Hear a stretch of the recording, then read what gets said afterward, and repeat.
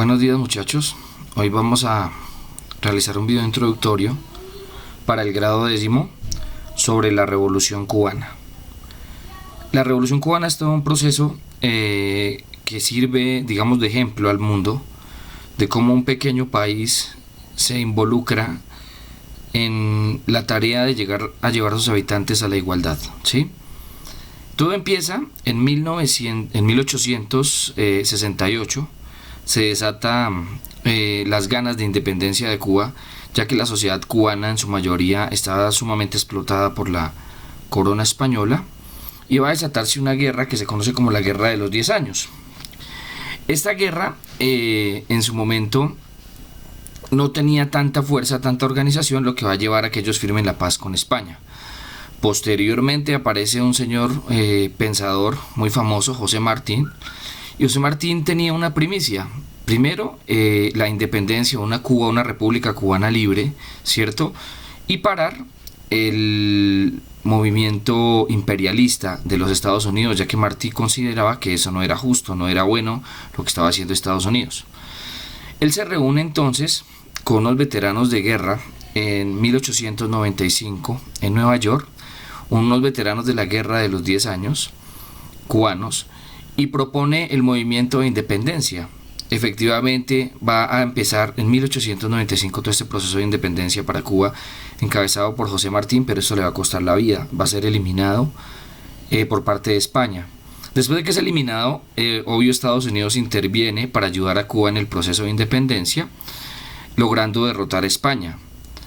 Las intenciones de Estados Unidos básicamente eran manejar el tema minero y todo el tema de la caña de azúcar. Ellos tenían intereses económicos bastante importantes en la isla.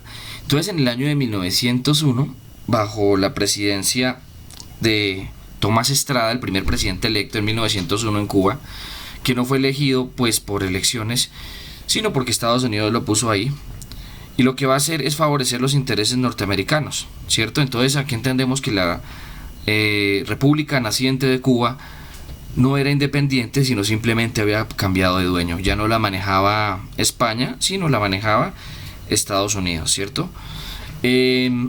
Estados Unidos decía en la Constitución de 1901 que ellos podían intervenir en caso de que hubieran vulneración de derechos en Cuba, pero es simplemente la excusa que siempre ha utilizado el imperio para dominar, saquear y masacrar pueblos. Es la costumbre de Estados Unidos, y va a llevar a que Cuba no tenga otro remedio que aceptar, ¿sí? Esto va a desatar que empiecen unos gobiernos de corte imperialista,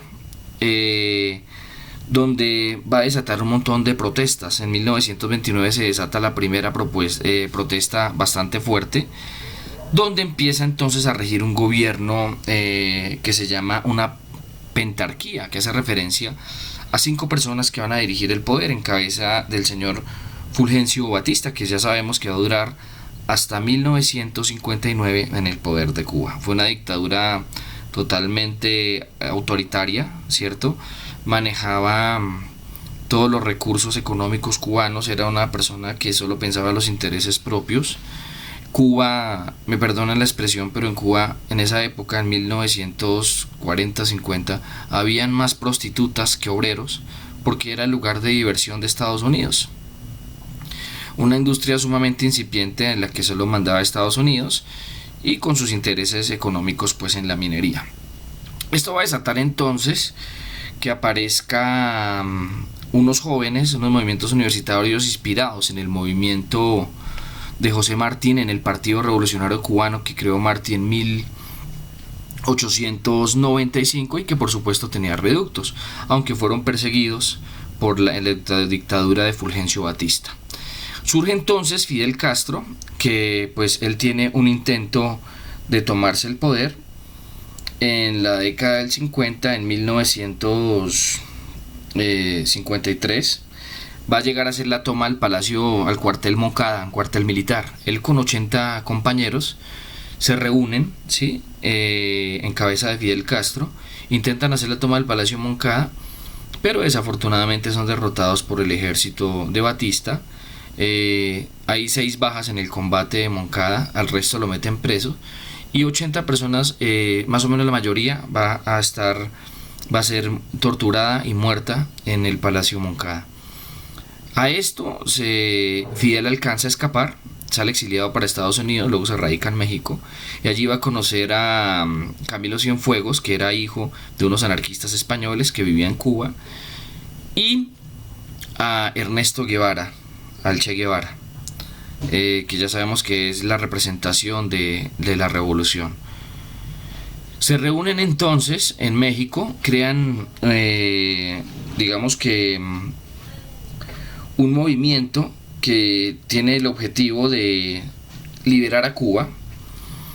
Teniendo éxito, llegan a Cuba cuando lo reciben en movimiento revolucionario del 26 de julio, fundan este movimiento revolucionario del 26 de julio, Fidel Castro.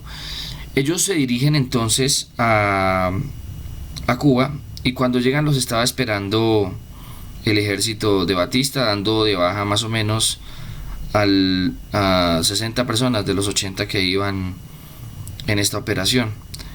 Se van a encerrar, ellos se van a refugiar en Sierra Maestra, ¿cierto? Y desde allí van a iniciar los ataques contra el régimen de Batista, logrando para 1959 la victoria cubana. Entonces, cuando hablamos de la revolución, hay un cambio total económico, ¿sí? Se desprenden de Estados Unidos, se desprenden del capitalismo, empiezan a hacer escuelas, empiezan a hacer hospitales, todo el mundo tiene la oportunidad de ir a clase. Fidel Castro hace una reforma agraria donde es importante resaltar que a la primera familia que él le expropia o le quita la tierra es a su propia familia para dársela a los campesinos pobres. En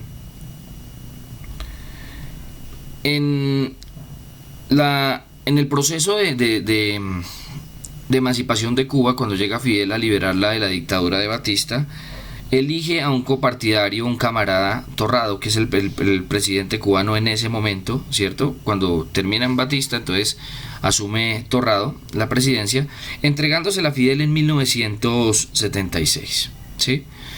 Durante este tiempo, lo que se va a hacer en Cuba es una reforma agraria, ¿cierto? Unos subsidios para la gente que no tenía un salario, toda la educación es gratuita, la salud es gratuita, y van a recortar las diferencias salariales, van a hacerle préstamos a los campesinos que les entregan tierra para que puedan cultivar, y se va a implementar la ruptura de relaciones de Fidel con Estados Unidos en la ciudad de Washington. Posterior a esto, Estados Unidos va a invitar a los países de toda la patria grande, de lo que es la América Latina, para hacer un bloqueo económico que va a perjudicar a Cuba hasta ahorita. Es decir, que todos los que negocien con ellos van a ser sancionados. Aquí el interés es la presión de las Naciones Unidas. No ha servido absolutamente para nada. Fidel va a ser el presidente cubano, la va a dirigir desde 1976 hasta el año 2008, que tristemente fallece, todo un símbolo de libertad, digámoslo de alguna manera. Estados Unidos sigue acusando a Cuba de que violan los derechos humanos y todo ese tipo de cosas que hacen, y pues le ha traído mucho tormento al pueblo cubano con ese bloqueo económico injustificado que tiene el imperialismo yanqui al pueblo cubano sumido en la más absoluta, no miseria, pero sí tienen dificultades bastante fuertes porque no pueden negociar con otros países. En algún momento Cuba tuvo unos buenos aliados como fueron la Unión Soviética y bueno, México también fue aliado. Sin embargo, no es suficiente porque ya sabemos todos que la Unión Soviética colapsó, cayó en 1991, y desde entonces la lucha de Cuba por sobrevivir ha sido bastante ardua y bastante fuerte, pero aún siguen siendo un ejemplo para el mundo de lo que es el modelo económico socialista. Sin más que agregar a la revolución cubana, muchachos, espero que lean bien la guía que les voy a enviar y desarrollen meticulosamente cada una de las preguntas. Que estén muy bien, cuídense mucho, ya saben, no salgan, quédense en casa.